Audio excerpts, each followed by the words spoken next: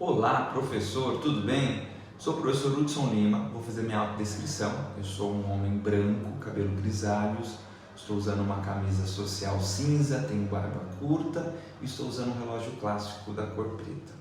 Sou professor de História e Sociologia, estou também como coordenador de gestão pedagógica da área de Ciências Humanas e hoje iremos falar sobre o tema desigualdades e vulnerabilidades em uma aula para estudantes da segunda série do ensino médio em Sociologia.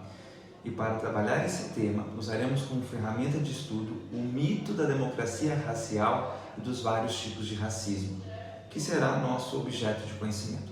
A habilidade a ser desenvolvida na aula pertence ao componente curricular de Ciências Humanas na competência específica 5 e de numeração de conjunto 2. E essa habilidade ela pode ser desenvolvida da primeira à terceira série do ensino médio. Tudo isso está aqui resumido no código.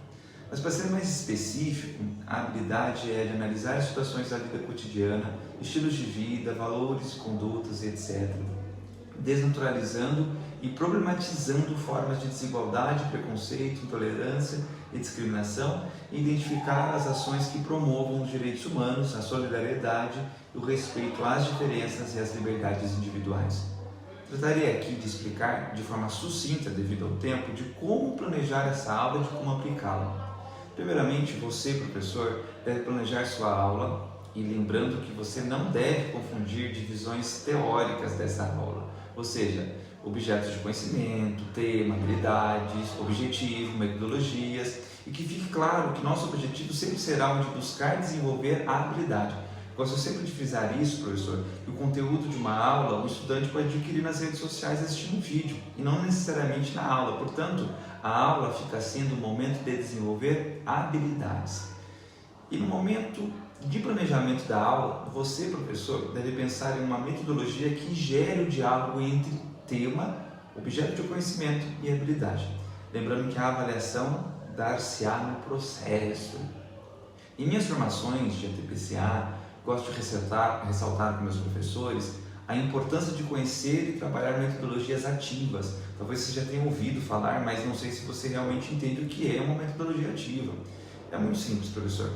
As metodologias ativas são estratégias de ensino que têm por objetivo ali incentivar os estudantes a aprenderem de forma autônoma e participativa por meio de problemas e situações reais e realizando tarefas que os estimulem aí a pensar além, a ter iniciativa, a debater, tornando-se responsáveis pela construção de conhecimento. Vou trazer para você, professor, uma experiência minha de uma sequência de 4 aulas com estudantes da segunda série do ensino médio. Vamos lá? Primeiramente, eu socializei com os estudantes como minha aula seria, socializei com eles como seria dividido e também onde pretendia chegar, ou seja, meu objetivo com aquela aula. Em seguida, levantei os conhecimentos prévios do tema em forma de roda de conversa.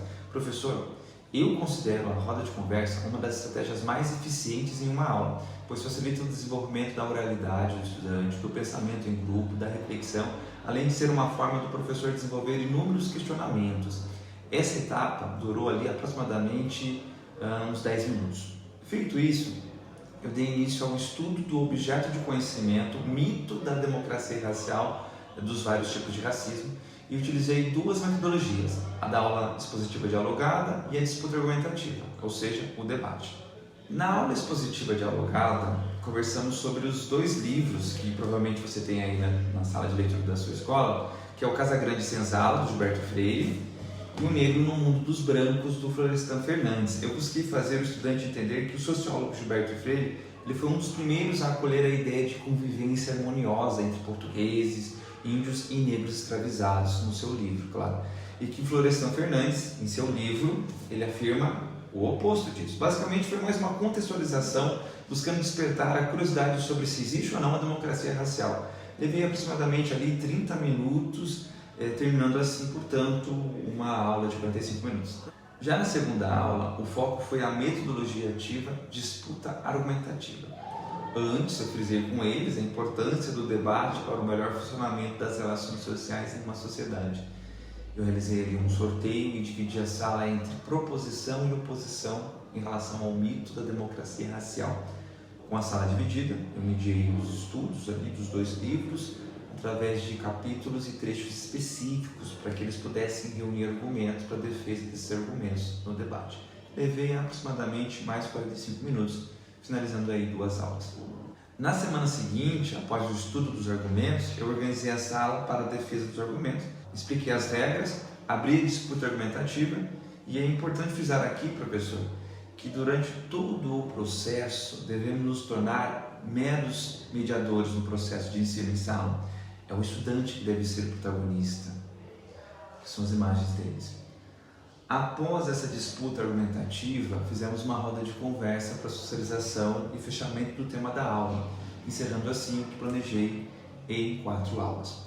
Eu sei que o tempo do vídeo é curto, mas antes de terminar eu vou aproveitar para informar que em outra sequência didática de 4 aulas, eu dei continuidade com o mesmo objeto de conhecimento, mas com uma metodologia ativa de pesquisa de campo, onde eles formularam questões acerca do racismo, uma pesquisa nas principais ruas da cidade e em seguida eles tabularam os resultados e pensaram em estratégias de combate ao racismo. Deu muito certo. Talvez você, professor, esteja perguntando, mas professor Hudson, e se nas aulas em questão os estudantes não conseguirem desenvolver todos os itens que a habilidade carrega? Muito simples, professor. Isso poderá acontecer e é compreensível que a habilidade não seja atingida em sua totalidade em suas aulas. Por essa razão, essa mesma habilidade ela será desenvolvida por outros professores nas outras disciplinas da área de ciências humanas. A parte da habilidade que eles não conseguirem desenvolver em sociologia, ele poderá desenvolver em história, em geografia e filosofia.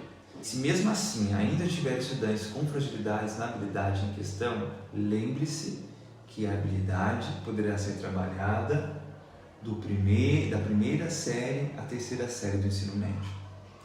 Enfim, pessoal, espero ter ajudado e boa aula, professor!